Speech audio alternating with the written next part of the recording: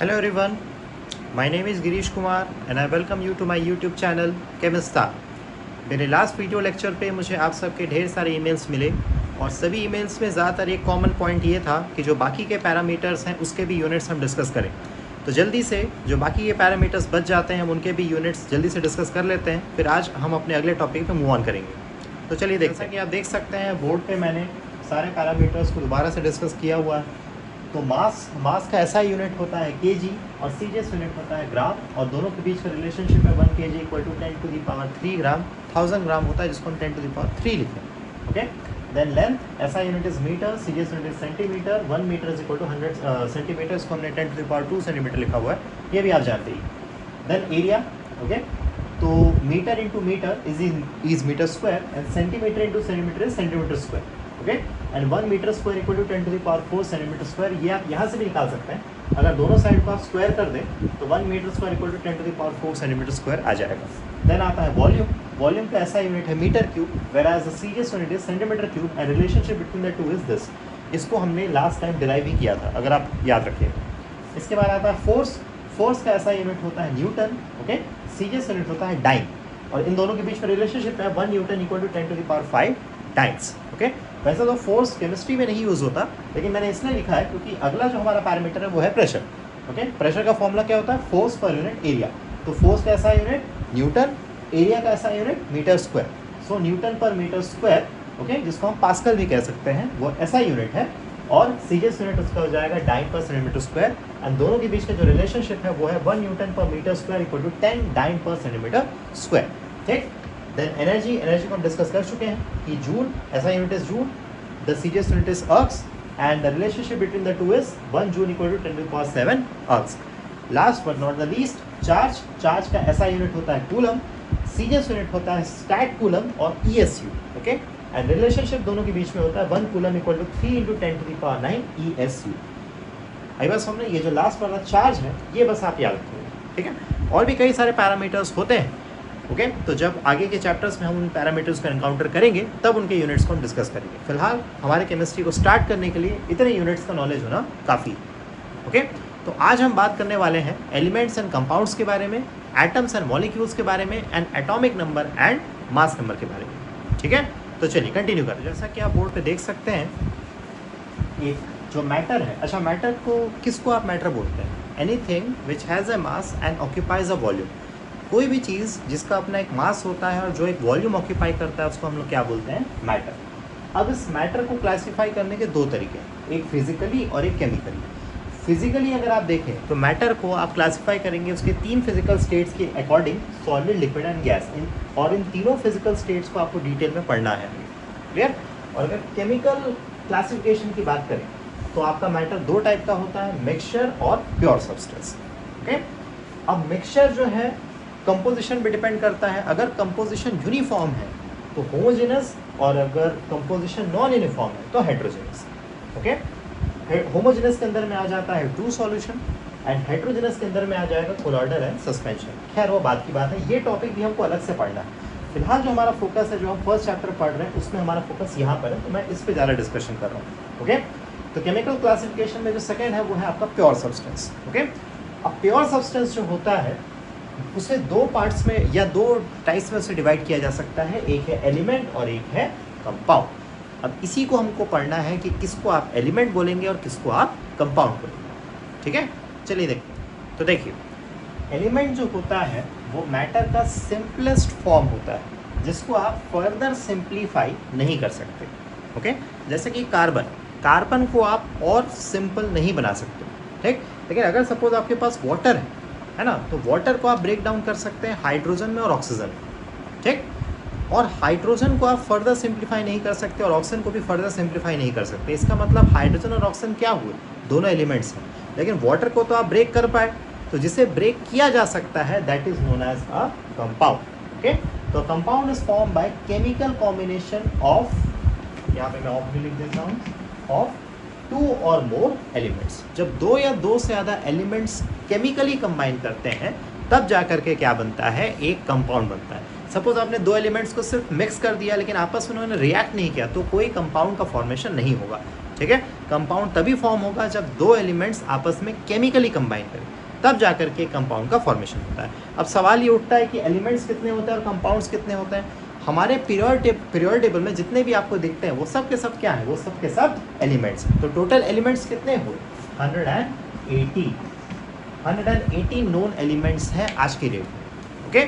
और कंपाउंड्स कितने हैं, तो कंपाउंड्स का नंबर लाखों में। आ रही बात समझ में।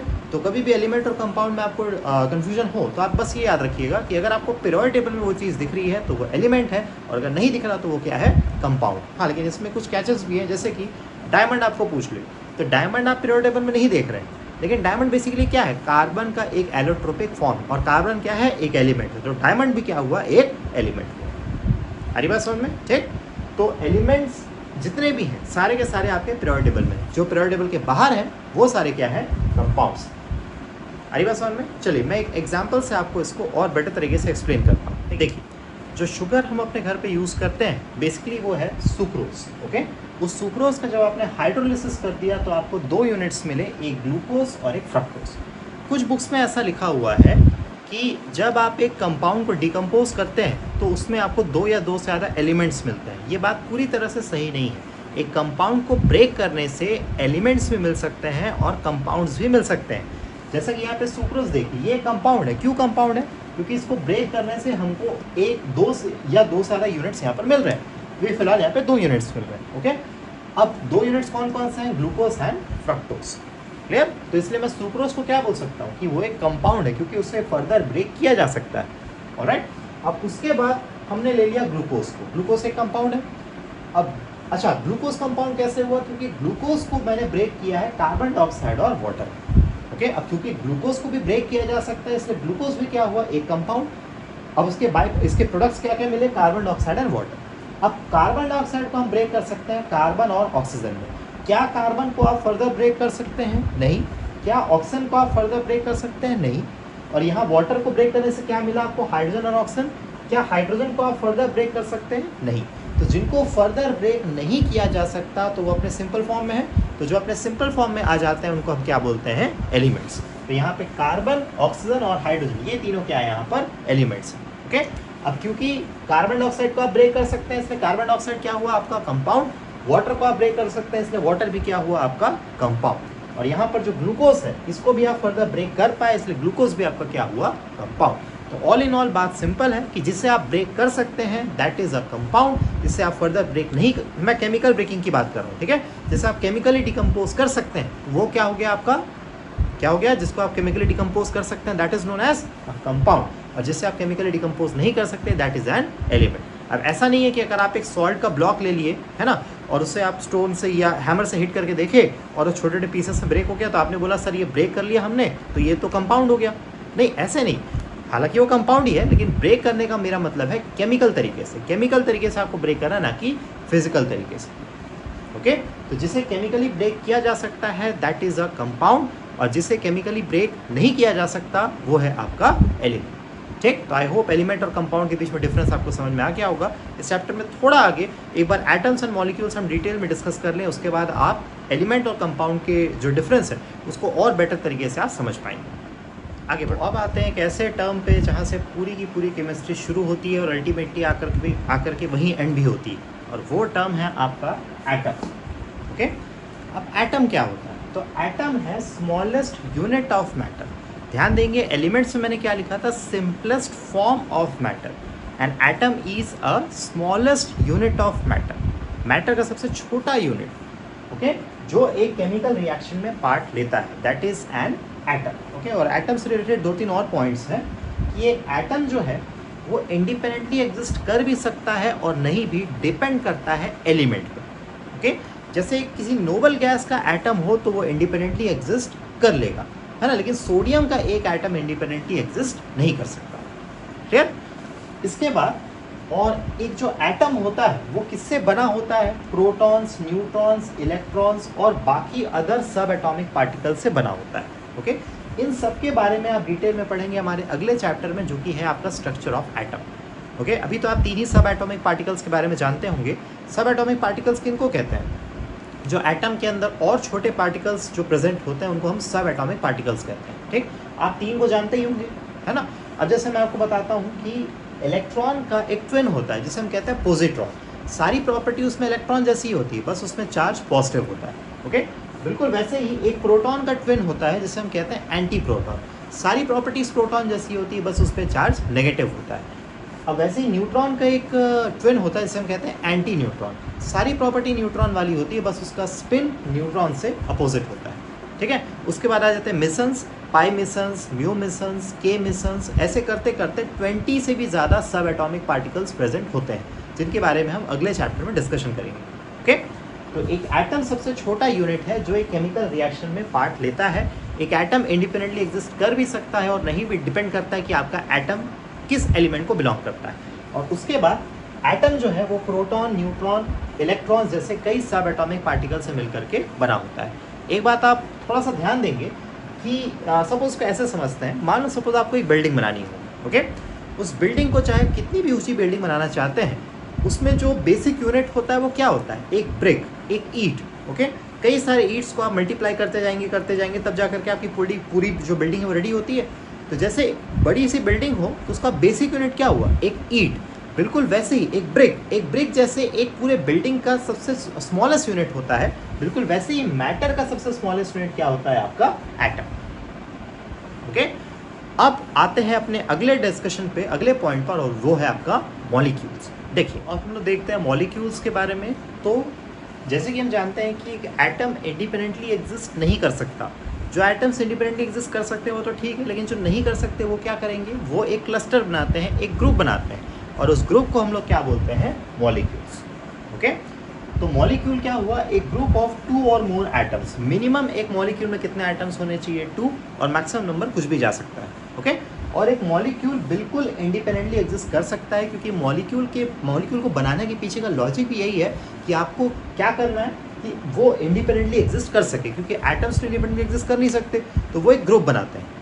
ओके, अब इस मॉलिक्यूल को थोड़ा सा डिटेल में स्टडी करते हैं। देखिए, चलिए तो बात करते हैं मॉलिक्यूल के टाइप्स के बारे में।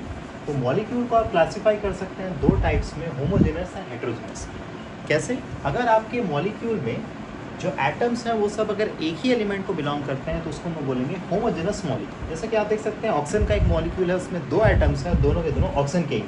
फॉस्फोरस के एक मॉलिक्यूल में 4 एटम्स हैं और चारों के चारों फॉस्फोरस के ही हैं। और सल्फर के एक मॉलिक्यूल में 8 एटम्स हैं और 8 के 8 सल्फर के ही हैं।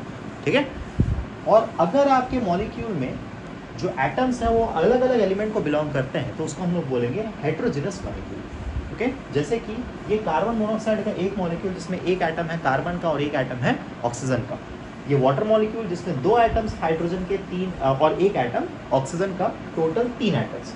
अमोनिया के एक मॉलिक्यूल में एक एटम नाइट्रोजन का और 3 एटम्स हाइड्रोजन के, टोटल 4 एटम्स, एक नाइट्रोजन का 3 हाइड्रोजन के।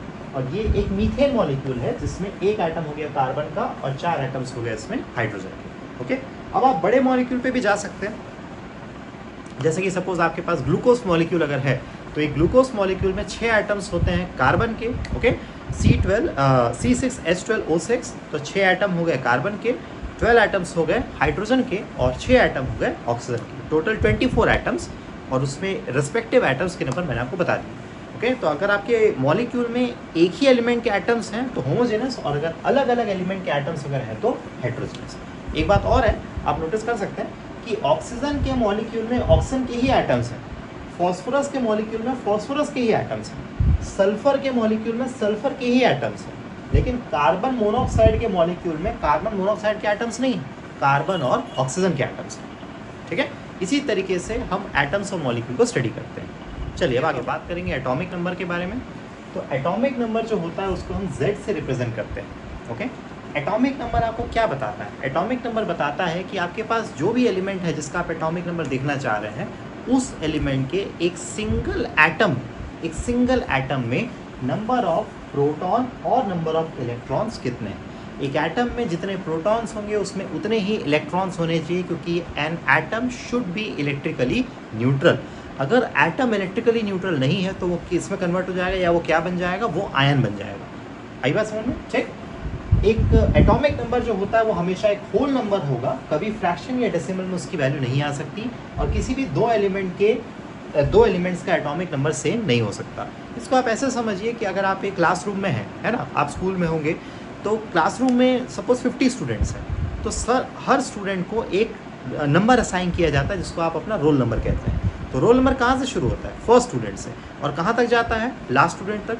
तो हमारे पीरियोडिक टेबल में पहला एलिमेंट कौन है? हाइड्रोजन, उसे हमने एटॉमिक नंबर दिया है 1। और लास्ट एलिमेंट कौन है? 118 वाला, और उसको हमने एटॉमिक नंबर दिया 180, जो आजकल ऑर्गेनाइजेशन के नाम से जाना जाता है। ओके, तो जैसा कि आप देख सकते हैं कि क्या आपने कभी देखा है कि क्लास में किसी का रोल नंबर 3.5 1/4 ऐसा तो नहीं होता ना, रोल नंबर हमेशा एक होल नंबर होता है। तो जैसे क्लास में हर स्टूडेंट को एक रोल नंबर असाइन किया जाता है, बिल्कुल वैसे ही हम अपने पीरियोडिक टेबल में एलिमेंट्स को एक नंबर असाइन करते हैं जिसको हम क्या बोल रहे हैं? उनका एटॉमिक नंबर। ओके, क्या एक क्लास में किसी भी दो स्टूडेंट का रोल नंबर सेम होता है? नहीं, बिल्कुल वैसे ही आपके पीरियोडिक टेबल में किसी भी दो एलिमेंट का एटॉमिक नंबर सेम नहीं हो सकता। ओके, तो एटॉमिक नंबर क्या रिप्रेजेंट करता है? एक सिंगल एटम में नंबर ऑफ प्रोटॉन्स और नंबर ऑफ इलेक्ट्रॉन्स। ओके, आपका एटॉमिक नंबर हमेशा एक होल नंबर होगा, फ्रैक्शन या डेसिमल में नहीं आ सकता, और किसी भी दो एलिमेंट्स का एटॉमिक नंबर का वैल्यू सेम नहीं हो सकता। ओके, हाँ, एक बात और कि अगर एक एलिमेंट का एटॉमिक नंबर x है तो उसके पहले वाले एलिमेंट का एटॉमिक नंबर होगा x-1 और उसके बाद वाले एलिमेंट का एटॉमिक नंबर होगा x+1।